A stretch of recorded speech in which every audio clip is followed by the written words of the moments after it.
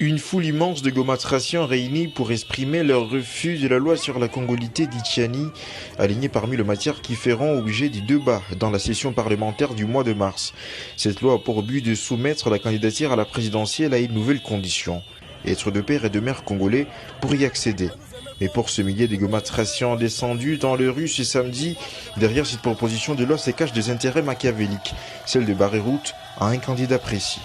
On vote cette loi, nous allons pas accepter. Si vous voulez diviser, il faut rester avec le Congo là-bas et nous allons rester avec notre Congo ici.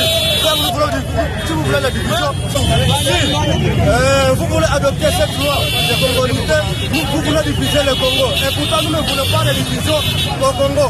Nous ne voulons pas cette loi, c'est fait. Vraiment, nous voulons aller au président avec notre candidat Moïse Katumbi Tshako. Nous ne voulons pas la division au Congo. Pour ce manifestant, cette loi n'est jouie d'aucune raison d'éligibilité, vu qu'elle favorise la promotion du racisme ou encore de la xénophobie au sein de la communauté congolaise. Par ailleurs, la loi Tchiani est aussi taxée d'être une invention des jouisseurs du pays. Pour barrer la route aux envahisseurs qui sont venus juste nous proposer des lois qui ne vont pas passer sur la population.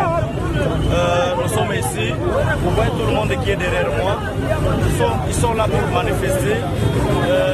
Ils ne veulent pas la loi Tchiani.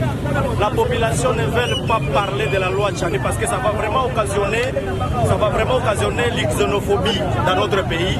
Ça va vraiment créer l'iracisme dans notre pays. Ça ne va pas passer. Et la population est là, la population de Goma est là. Ils sont en train de se manifester pour barrer la route à ces groupes de jouisseurs qui sont restés dans la présidence de la République. Une fois la loi Tchiani adoptée au sein du Parlement contre la volonté du peuple congolais, ces manifestants ont promis de passer à des activités de grandes envergures jusqu'à ce que cette loi soit abrogée. Il n'y a pas qu'à Goma que de multiples voix s'élèvent pour contester l'adoption de cette loi dite de père et de mère. Des manifestations ont été aussi enregistrées les semaines passées dans d'autres provinces, parmi lesquelles celle de Kinshasa.